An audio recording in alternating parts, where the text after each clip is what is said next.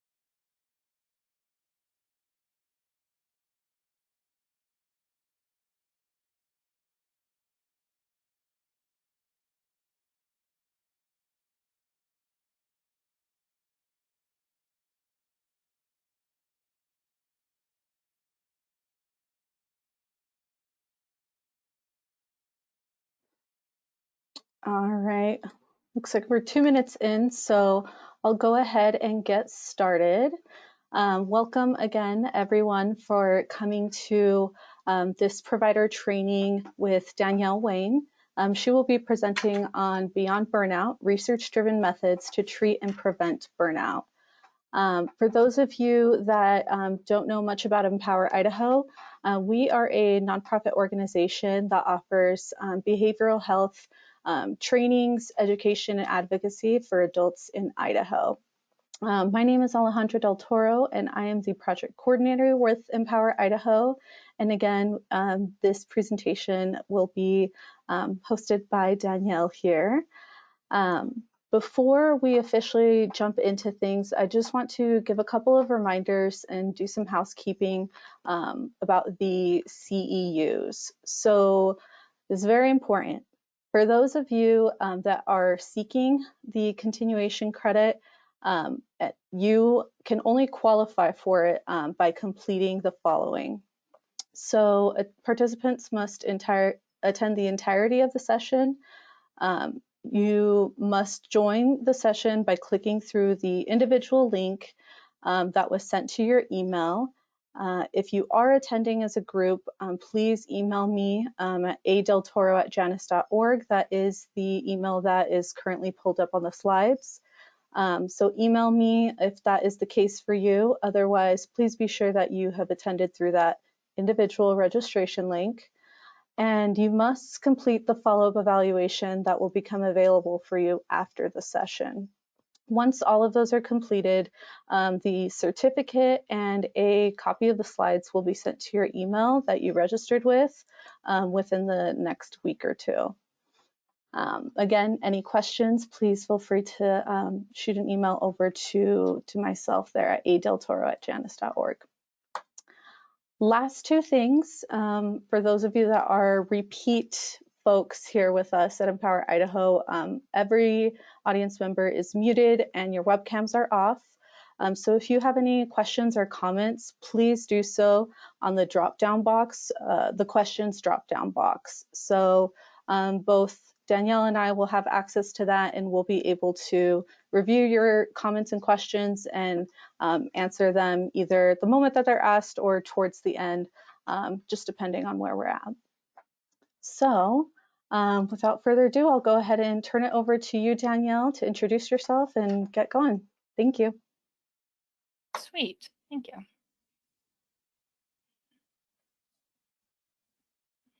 Wow, all right. I'm assuming that this is working as it should. And I'm assuming that if it's not working, someone will let me know. Yes, right. Alejandra here. The slides are working well, but your captions aren't on yet. Doesn't look like. Otherwise, you are solid.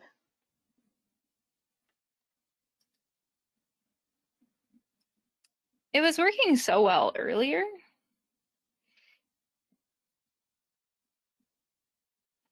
I don't.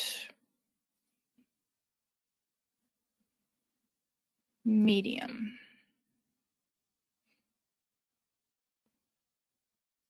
Let me. Well, I don't know how much we want to trial and error it to. Let's try it one more time. I wonder if with the change in headphones, if the audio changed. Yeah. Let's give it one more shot. Yeah. Testing. Mm-mm. Dang. Okay. Well, let us, just for the sake of time, we can go ahead and get started. And then, yeah, if anybody needs the recording with the captions, please just send me an email and we'll try to troubleshoot, see what we can do there for you. Yeah, that's a bummer. All good. Anyways, that's fun. My name is Danielle. I am I guess like some stuff about me that isn't just my work. I've done a lot of work stuff. I feel like whenever we introduce ourselves, we always start with work, which kind of plays into how we often get burnt out inherently, but things that don't have to do with work. I have potentially an unhealthy obsession with Batman. I have 3 cats and a dog. The dog's name is Gotham. Kind of leads into the Batman obsession. I play a lot of video games. So those are some things about me that don't have to do with work. And I say that because so much of our culture has to do with work. When we often introduce ourselves like, oh, here's my job, here's my work. And so much of our identity becomes about work. And I feel like it's important to have identities that don't have to do with work. And if we're talking about this idea of burnout, I think it's important to pose this question of like, what comes to mind when you think of burnout? Like, do you think of this as an individual problem, something that, for example, if we're using me as an example, something that I, as an individual, like, this is my problem, this is my concern, this is something that potentially I cause? Like, what comes to mind when you think of burnout? I don't know if it works with this presentation thing. If you type it in the chat questions. Yeah, in the questions chat, go ahead and type out your response to this question, and then all of the attendees will be able to read those as well.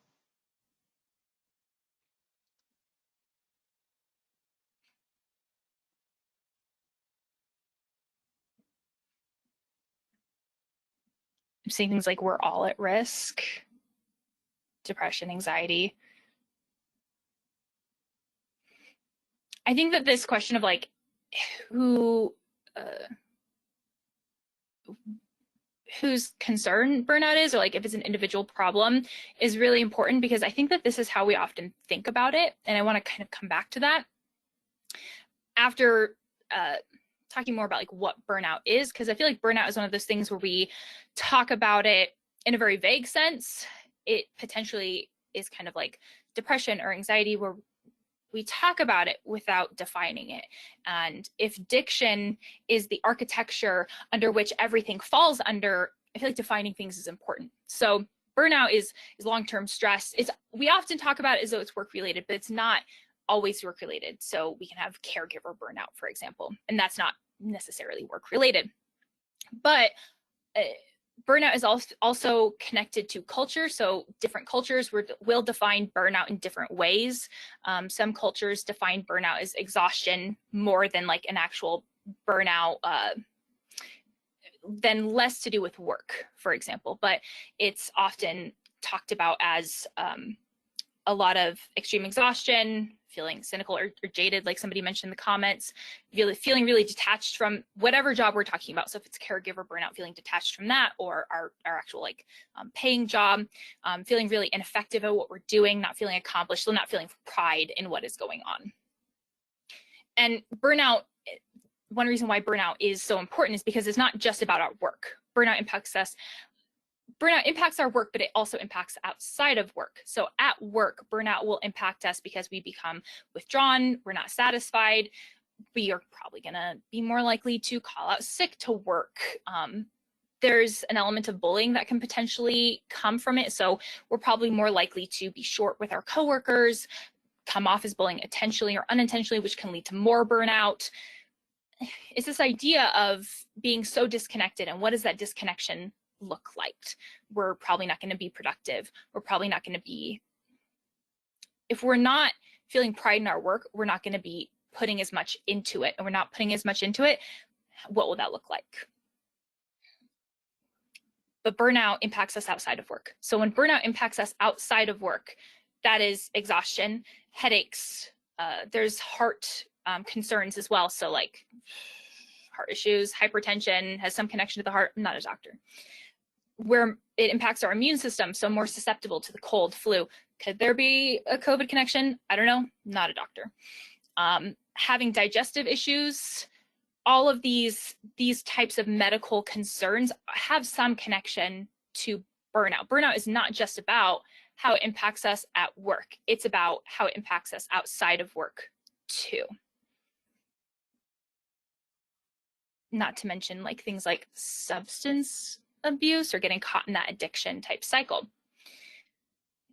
When it comes to the research on burnout, a lot of research on burnout, or some research on burnout, attributes it to like having a confliction in values, and like our values are different from our workplace, or an imbalance in supply and demand. And that's this idea of like our workplace is potentially demanding more from us than we can provide. Some other research on burnout talks about it as though it's burnout is because of like the workload that we have, having very little control over our workload, not being rewarded for the work that we're doing, whatever that reward looks like, not having a rewarding community in the sense of like not having people to talk to, or that community at work not understanding us, not feeling as though there's a certain fairness, and like if we do the same amount of work as someone else and they get rewarded more than us, that's not an element of fairness. And then values are also an element of that as well.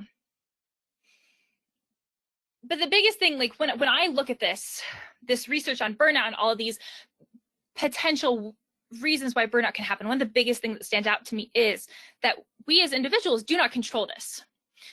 Like me as an individual worker, I don't control what my workload looks like.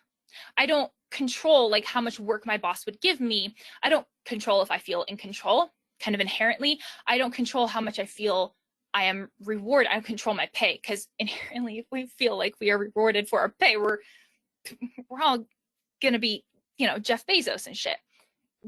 We don't control if we feel supported at work, because inherently we would all feel supported at work. We don't control like the fairness, because inherently it would all be fair. Like all of these things that the research talks about with burnout inherently shows that burnout is not an individual thing, because these are all things that are decided for us as individual workers. But yet we talk about burnout as though it is an individual problem, as though if me as a worker, if I am burnt out, it is my fault, it is my problem. That's how we often talk about it. But these things that cause burnout are not caused by individual workers. They're bigger systemic things that are often kind of handed to workers. And I think a lot of this goes to how we talk about burnout. Because how we talk about burnout depends on where we are within the system. So if we are at a certain management level, we're going to talk about burnout differently. The type of responsibilities that we have within our workplace, that's going to determine like the way we talk about this, our own personal experience, how burnt out we are. That kind of goes back to that slide earlier where it talked about potential bullying that may come as a symptom of burnout. Our work experience, our own stigmas in general with like mental health and stuff like that. And I say all of this because there is so much about our own language. Again, going back to this idea that our diction is the architecture for everything, how we see things, how we perceive things. And so much about this language can shape how we see things. So these are some examples of how we can talk about burnout. We can talk about burnout as though we are lazy, selfish, or we can talk about burnout as though we just need a break. We're exhausted. We're not heard. We're not valued. Like these are some of the words that we can use when we talk about burnout. And I do want to just take a second and ask, what are some of the ways that you have heard burnout talk about the most? What are some of the words that you've heard the most when it comes to burnout? Just quickly in the chat.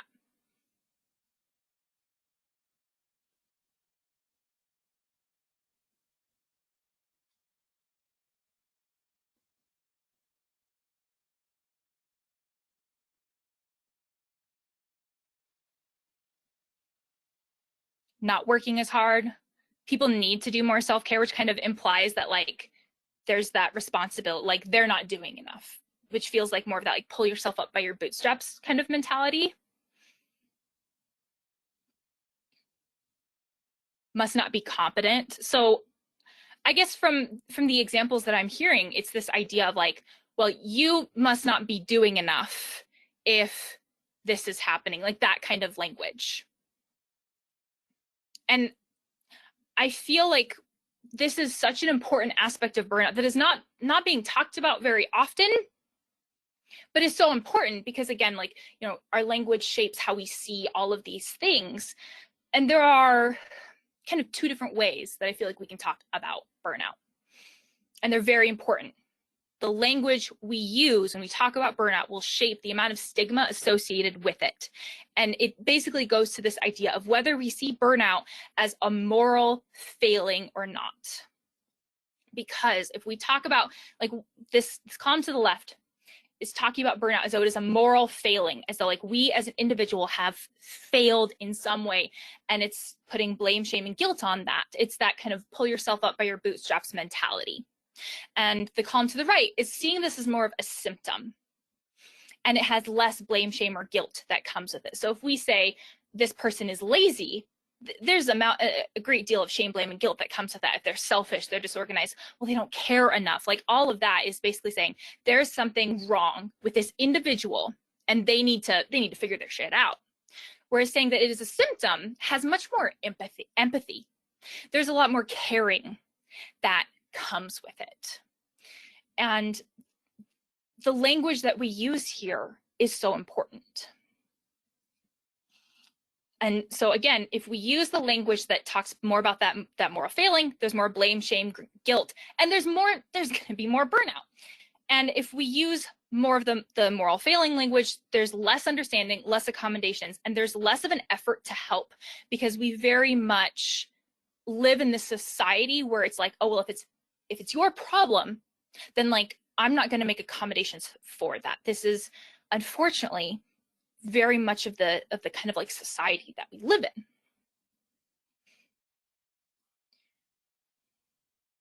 The other thing that stands out to me about this idea of being a moral failing is it implies that it's a choice. It implies that somewhere out there we have decided, you know what? That's it. I'm going to be lazy. I'm just going to not care enough about what I'm doing, which is an interesting concept when we talk about working in a helping profession. So it's like saying that for the job that I'm doing, it's like saying, you know what, Danielle, if I'm talking to myself, I've spent all this time doing like all the education or whatever the fuck I've done. And you know what, at this right now, I'm just going to actively decide that I'm going to make a choice to not care anymore. I'm just going to make a choice to be lazy. And these things are not choices. It logically doesn't make sense. But when we talk about this as though it's a moral failing, it implies that it's a choice. So when we talk about how to prevent or treat burnout, I think that this is a very important thing that we're talking about, is the language that we're using here. But I also want us to take a second and recognize that when it comes to the research on burnout, most of the research is on how we define burnout. The research on how we actually prevent and treat burnout is lacking like when it comes to like comparisons. There's a lot more research on, well, is burnout really exhaustion? Which kind of goes back to what I was saying before, like kind of the language with it. But there's less research on like how do we define it, or how do we treat it? How do we stop it from happening? But it doesn't mean that there's nothing we can do. And potentially this is why there's more conversation about like us as individuals, because if we can't control the system, let's focus on individuals. But I think if we're talking about how to do this within our own lives, recognizing that there is a systemic thing with it is important, so we're not blame, shame, or guilting ourselves. And honestly, one of the biggest things that comes to mind when we talk about this is setting boundaries. And I say that knowing that this is incredibly hard to do. And a lot of the systems that we are working within make it feel like this is even harder.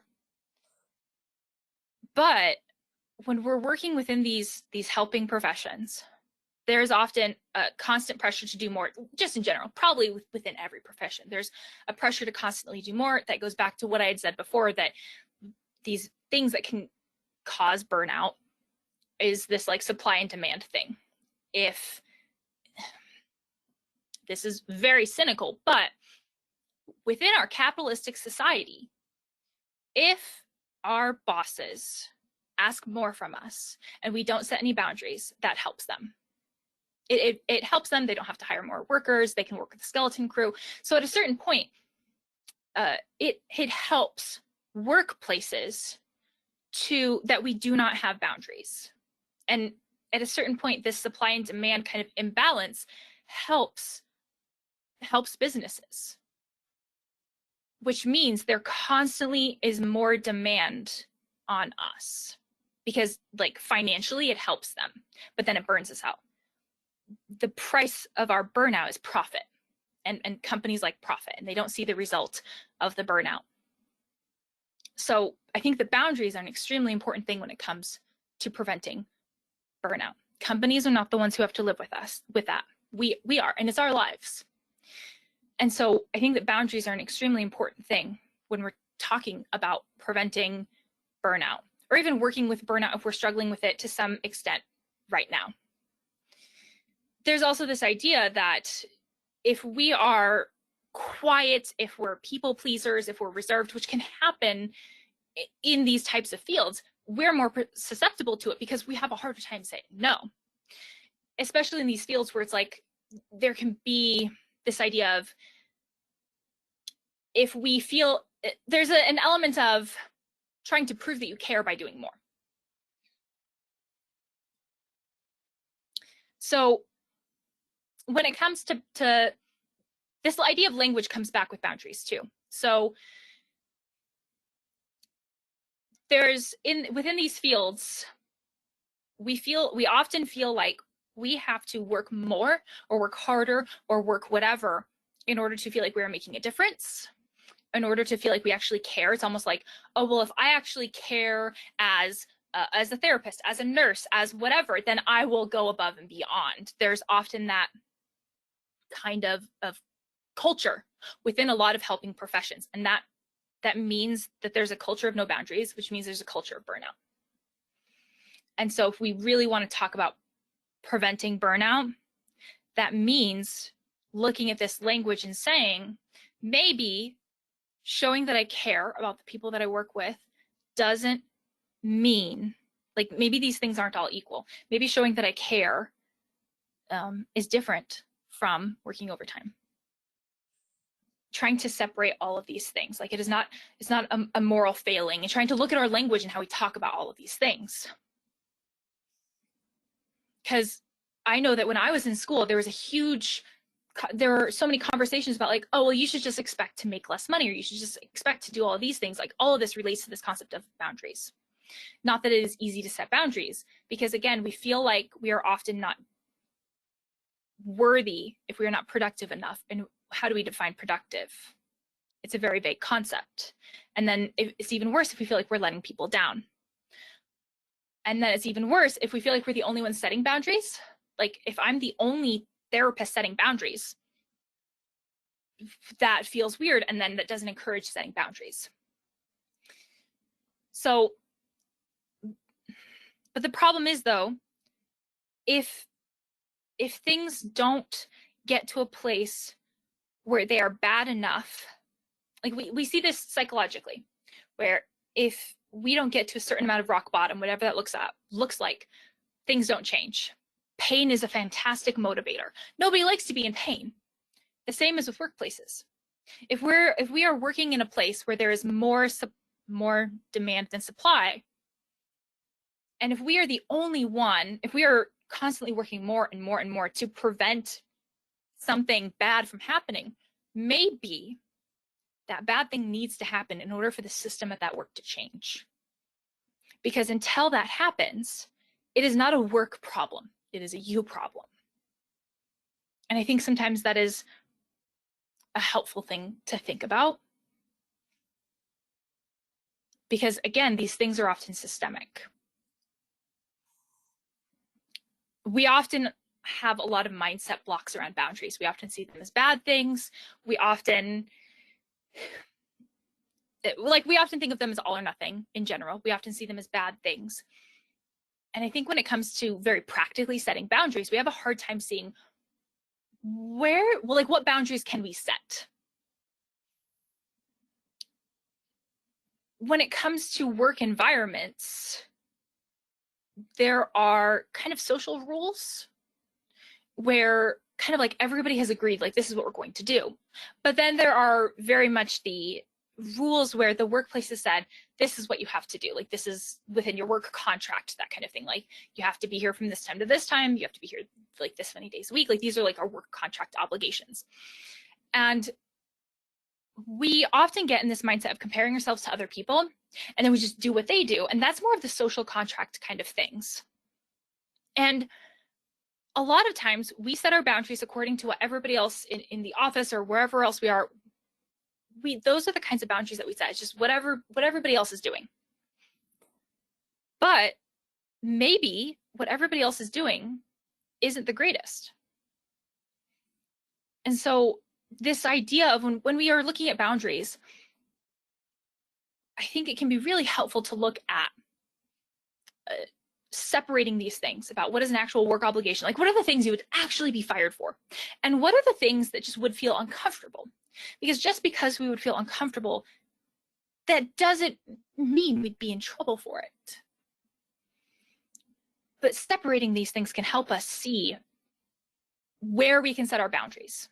It would be uncomfortable to not come in for an overtime shift if everybody else does it. Yes, but would we be fired for that? No, because it was a shift. If it was a shift that we were actually required to do, it would be on our work schedule. Like it would be a normal thing. But when it's the work norm that everybody like comes in for these extra shifts, we can have a hard time seeing that we can actually set that boundary. And we get so much into the habit of just comparing ourselves to other people. And I think that when we are looking at boundaries and like setting new boundaries, really trying to reframe how we look at it can be helpful. Looking at this idea of I don't have to base my boundaries on what other people do. Boundaries don't have to be all or nothing. I don't have to completely like cut off people. It can be in this situation, this was what I'm going to do, and maybe like see how it goes. Trying to see boundaries as an investment in ourselves. This is how I invest in myself, my mental health, my physical health in the long run. Trying to see how, like if we have a really hard time with comparisons, even seeing how this is how I can help myself be there, like present in general, or just like be better to help my coworkers in general. All of these ways of reframing boundaries can really help try to see that this doesn't have to be the way it has been up until now. There's also this idea that a lot of times when we're in this helping profession, we are helping to model for the people that we're working with. We're trying to model boundaries for them. So that is also a way that we can reframe it. It's like, I'm trying to model this for the people that I'm working with. But if we are working in this place where there's more, where we are constantly getting demanded more and more and more from other people, there has to be a place where we say no. And the sooner we say no, the more we're actually taking care of ourselves. Because if we're telling ourselves, oh, well, I can last 1 week, I can last a month, I can last a year, like, where does that stop? That's actually our workplaces pushing our boundaries, and soon we don't know where our boundaries are. And I do want to throw out there that it's not just like work, like these, I think a lot of times when we think of boundaries with work, we think of boundaries like, no, I won't come in for an extra shift, but there are other types of boundaries. Like one of the most common ones that I think of is how often we check our email. So there are other ways that we can set boundaries, such as even telling ourselves, I'm not going to respond to an email every single time an email pops up because it interrupts my workflow, and then I am not as productive. So there are a ton of other ways that we can set boundaries, telling ourselves, I'm not going to Google something. I'm not going to go to Dr. Google every time I feel anxious. There are a bunch of other ways that we can set boundaries, either with ourselves or family, friends, work. There are a ton of different ways that we can set boundaries. It's not just about, I'm not going to come in for an extra shift. It's probably just the easiest example when it comes to a workplace situation. I also want to throw out there, this is probably like when we have workplaces that know that they have a burnout concern or like of some way, this is probably something that has been talked about, but I still feel the need to say it, that if there are resources that are available, using those resources helps, whether that's time off, PTO, things like that. And when I say that, I feel like a lot of times what comes up is this blame, shame, guilt about like, I can't do that. I can't leave my coworkers to take up the extra load. I can't, like, if I take this time off, it's like I don't care enough, right? It goes back to a lot of that moral failing type language. That kind of stuff often comes up, and why we don't use these resources, which is why that language is so important. This is what stops us from setting boundaries. This is what stops us from using these resources that are available. But these resources are available. A lot of workplaces have time off, PTO, something like that. If there's an EAP that is available that makes it so an employee assistance program, I guess I should specify, that makes it so you can find a therapist and use those sessions, however they specify with the EAP, before actually using your insurance. And even therapy, all of these are resources that you can use. Because again, burnout impacts us not just at work, but outside of work. I feel like communication is another thing that is not often talked about when it comes to burnout. Because again, think of a workplace like potentially a hospital where they probably know that burnout is a big factor there. To some extent, the more we say, yes, I'll take on extra shifts, the more that helps them. So they're not going to say, you know what, communicate more, ask for more time off, ask for this, tell us no. They're not going to say that because this helps them to some extent.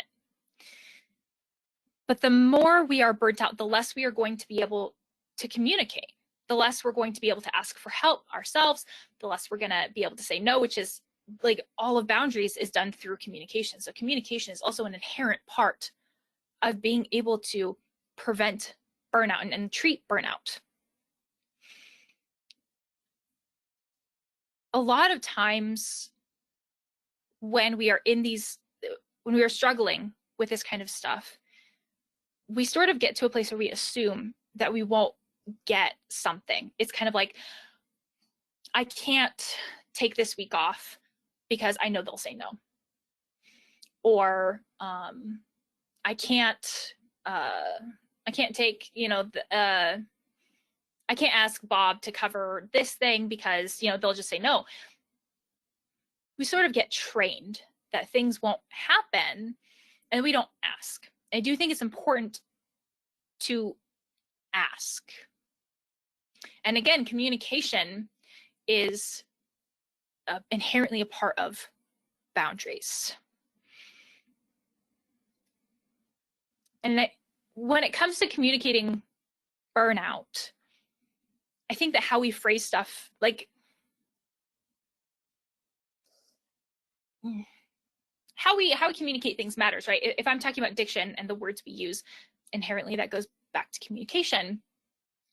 So finding some ways to talk about this stuff where where we feel comfortable, like, yes, I feel confident that I can have this conversation, and I feel confident that it's not going to piss anyone off.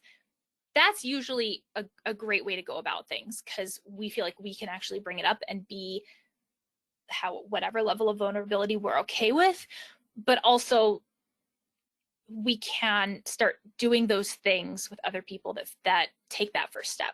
So we can do things like I statements. I don't know how familiar everybody is with I statement, but the whole idea is the more I tell someone, you did this, you did that, every time we say the word you, it's kind of like poking a bear, and bears don't like to be poked. And there's a point where the bear is going to be real pissed off and lash out. And I don't know about anybody else, but I don't want a bear lashing out at I don't want a bear lashing out at me. I would really like to avoid that. So the whole idea of an I statement is coming up with a way to communicate your, like, or I guess speak for me, like my perspective, my point of view, without upsetting someone else or triggering defensiveness, because that's really what happens when we use the word you. And when defensiveness pops up, it stops all communication. So I statements are something I will always advocate for. It's a fantastic way to communicate with basically anybody, almost about anything. I think too that when we communicate about burnout, keeping in mind this idea of the words we use matter. Like noticing, do our bosses use these terms of moral failing? If our bosses are talking about burnout, do they call it lazy? Do they say that we don't care enough? And because there are these studies that talk about how, like, management is more likely to use those phrases because they're not, and this is me extrapolating like potential reasons why, but potentially it's because they're not as connected to what is actually happening. But management is far more likely to use these phrases that deal with shame, blame, and guilt. And so when we talk about burnout and when we are communicating about burnout, trying to use phrases that aren't shame, blame, and guilting anybody can be really helpful. And I want to add too that that's also with our own self-talk. If we are talking about ourselves and saying, oh, I'm so lazy for not doing that, if we take a second and say, maybe that's not lazy, maybe that's exhaustion, that can make a world of difference over time. All habits are formed with slow progressive change, which means we can change our own thought processes slowly and over time, including how we think about burnout. So being aware of these things, that management is more likely to talk about these things with moral failing language, I think is a helpful context. But then it's like, how can we talk about it? So if we're correcting them and saying, no, it's not laziness, it's exhaustion, how will that change things? When it comes to communication, I also think it's helpful. I don't want to say that it's helpful to treat them like children. I would not go to your managers right now and say, well, I was told to treat you like a child. But when we're parenting kids, and it's really helpful to say, okay, you can choose one of these two options. You know, you can watch Batman the Animated Series or Justice League Unlimited, right? Because if I told my kids this, I know going into this, I am okay with either of these options, right? And then I don't care which of these options they choose because I've already given them two choices. I'm okay with either choice. And adults don't like to be, any adult, like, we don't like to hear that analogies that relate to kids apply to us, but sometimes it does. Like, if it walks like a duck and talks like a duck, and we talk about boundaries, sometimes that applies, and communication, sometimes it all applies. So when we're talking about communication and boundaries and things like that, sometimes it can actually be really helpful to give people two choices that both of them were okay with. This idea of, okay, You want me to come in for an extra shift? Well, I can't come in for an extra, or I have to watch my kids this time, so I can come in for half of an extra shift, like after I get a sitter, or I can stay an extra hour, I don't know, after my next shift. Like this idea of we pick two choices that we are equally okay with, and we give them these two choices to choose from. I feel like management is often, of course, like your mileage may vary with this, but a lot of times management likes this a lot more than a flat out no, because they feel like they're in control. And at the same time, we feel like we're in control. We're not feeling like we often tell them a flat out no. I feel like that's really helpful when it comes to especially starting off setting boundaries, but starting off feeling like we can control more of these things at work. And sometimes even this idea of talking about things as a reaction, this also applies with it sometimes feels like an ultimatum, but it's not an ultimatum. An ultimatum would be like saying, you can't do that thing. An ultimatum would be like going up to our boss and saying, you can't give me extra work. Like that would be an ultimatum type of thing. If I am telling someone something that's framed as this idea of, if this thing happens, I will react in this way, that's not an ultimatum. That's a boundary. We see this with relationships, but when it comes to work, it's like, hey, if I'm given too much, or if I'm given additional workload on top of this work, then I'm going to have to take, PTO on this day so I can make sure that I rest or something like that. Like that's not a threat. That's not an ultimatum. It is in my mind, I guess, like a realistic reaction in response to something that the other person has control over. Again, adults don't like comparisons to kids, but it's kind of like telling a kid, like if you steal a cookie, you're going to be in trouble. At that point, if the child steals, they know the consequences of their actions, kind of a thing. And so much of this, when it comes to communication, is ways that we can try to change our language about how we see burnout or how we see boundaries, so we can make boundaries feel safer, so we can practice boundaries more too. Because communication is inherently a part of boundaries.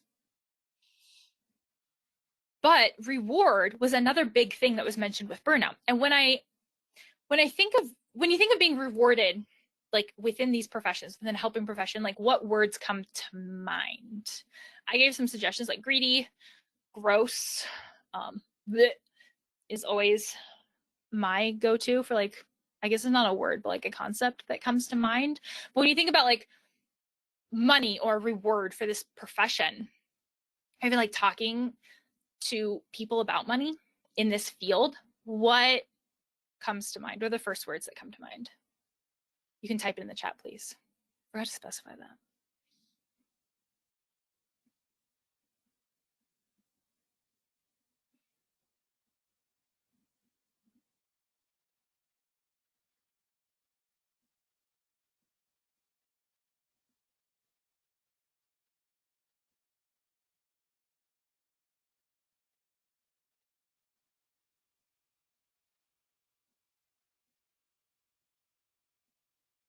Selfish.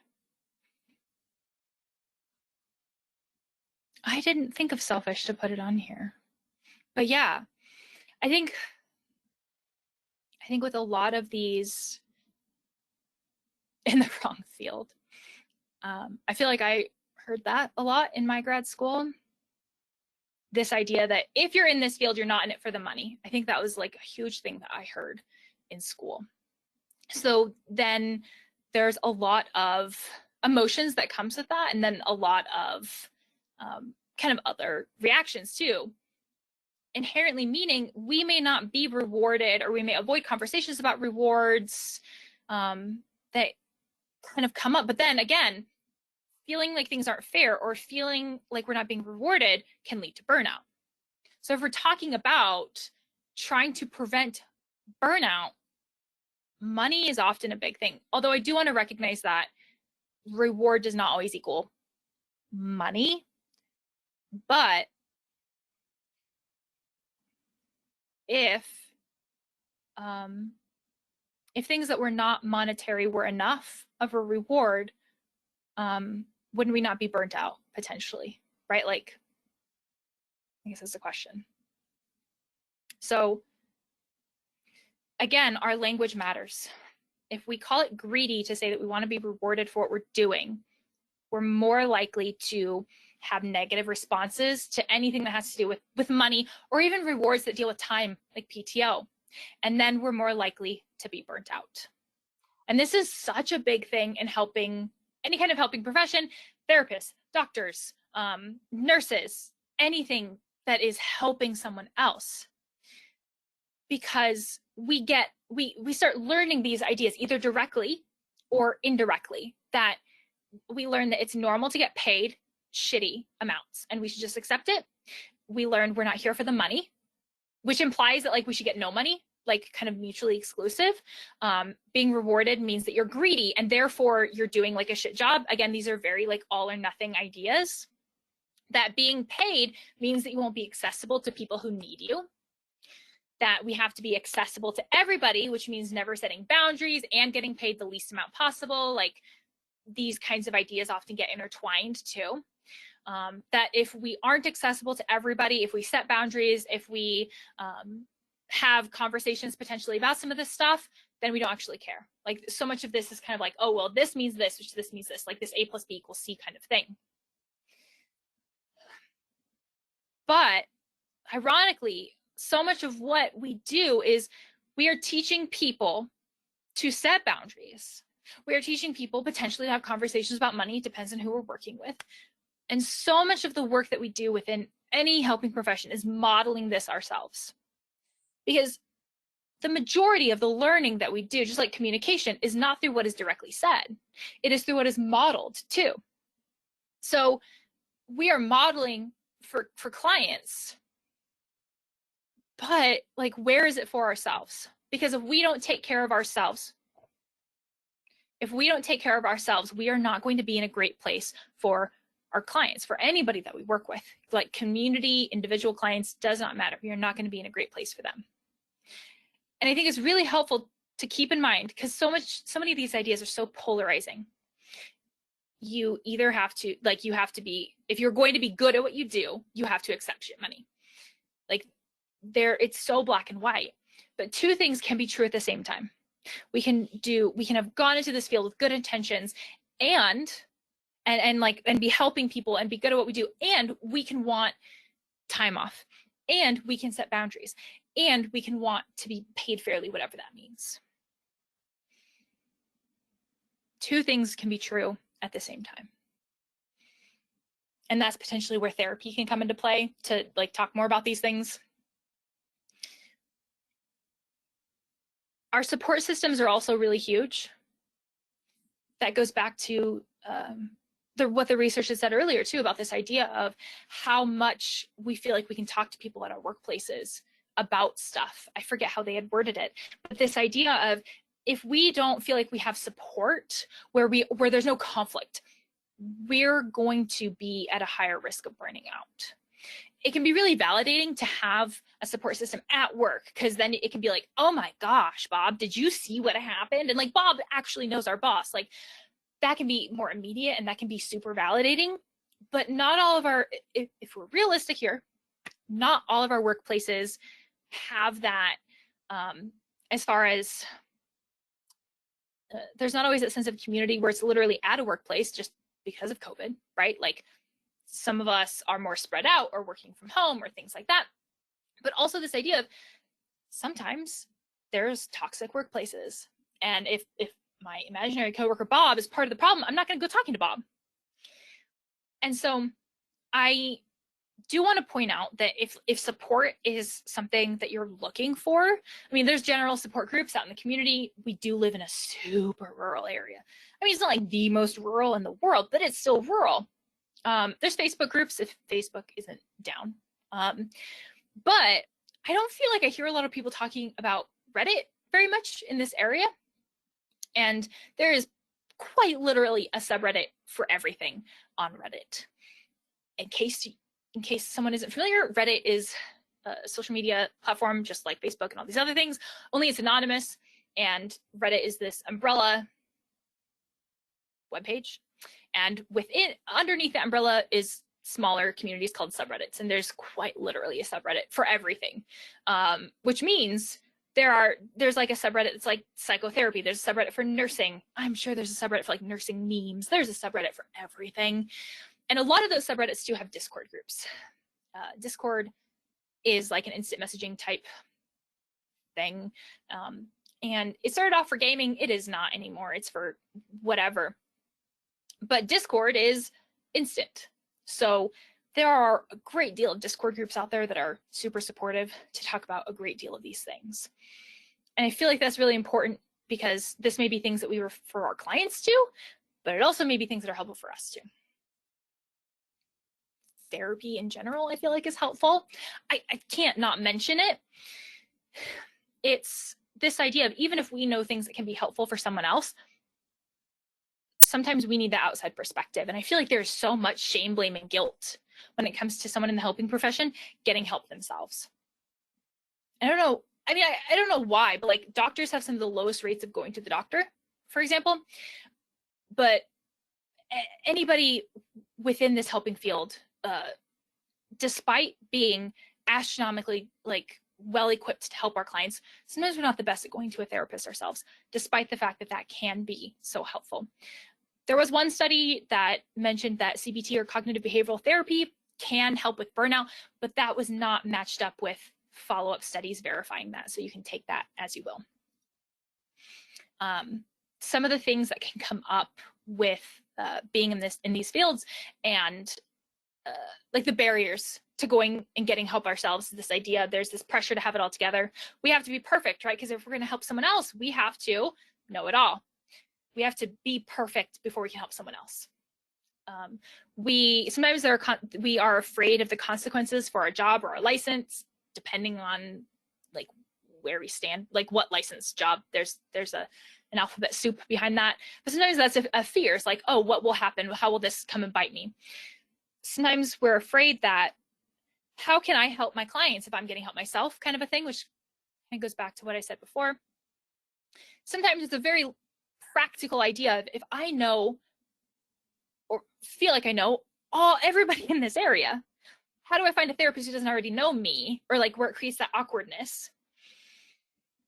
And those are all some of these are very practical things. And I do want to mention too that online therapy means that you can see anybody who is licensed in the state of Idaho, who lives anywhere in the state, meaning like they can live in northern, like the panhandle part of the state, and they can see you. And that can really help us see people who like we're not realistically probably referring clients to. And that can be so helpful. And like all of these therapy directories, most of them will because of COVID, will let us search for therapists within the entire state. And that can be really helpful when we're looking for ourselves. There are also ways to kind of try to stay a little more anonymous. And if that makes us feel safer to go to therapy, who cares? In my opinion, who cares? Like paying out of pocket. There are some programs out there to help the helping profession get anonymous help. I know that there's one for doctors and nursing. That kind of stuff is something to look into too. This is a slide that I mostly just wanted to like leave up as far as like questions to kind of like reflect on if you're looking for jobs in the future, because it's probably a distinct possibility if we're talking about burnout. Having said all of that though, I would really love to talk about questions or comments, potentially snide remarks that you guys have in the questions field, chat box. I'd love to talk about those things before we're done.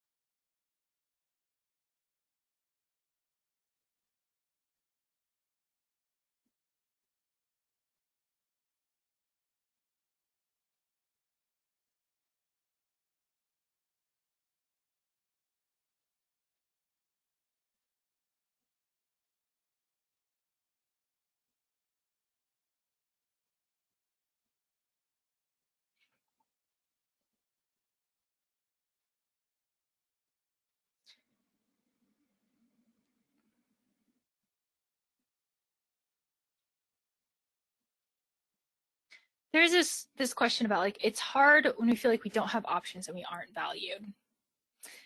And I really want to validate that, because I feel like a lot of times I feel like certain systems have more of that. I guess like hospital places come to mind a lot more for that idea, where it's like it's national nurse month, or like national social worker month, and it's like you get a poster, right?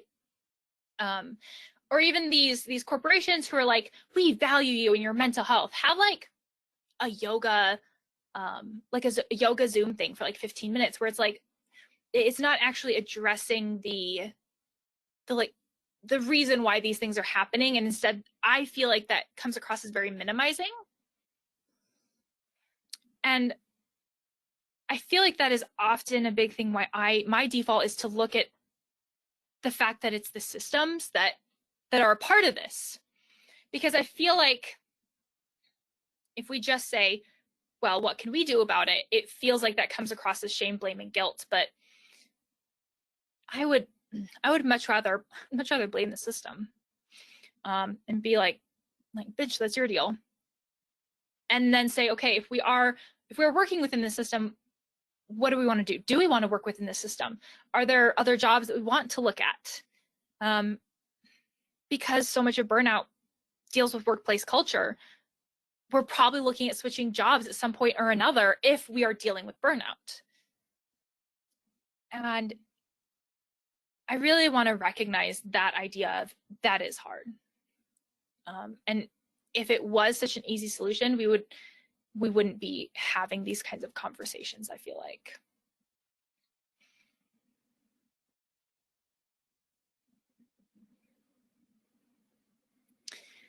How do you suggest that we address a lack of communication within our workplace? And if we're not management, and how do we create these changes to reduce burnout as a work culture? I think modeling these things ourselves is a fantastic start. And so much of this is very much like your mileage may vary. So, and I think recognizing that there is only so much we can do to a certain extent. So communication inherently takes two to tango. If our boss, for example, or if our coworkers just inherently don't want to communicate more effectively or respond to that or any of those kinds of things, potentially there's very little that we can do. But if we start communicating more effectively, that has the potential to have a ripple effect change. This idea of, if we really are aware of the language that we have and the impact that it can have, and even this idea of, I think that to an extent we know this, right? Like we know already, like I know that texting has a different implication than calling. I know that I kind of like, we know so much of this stuff when it comes to communication inherently, but it's just taking these concepts and applying it in a different way.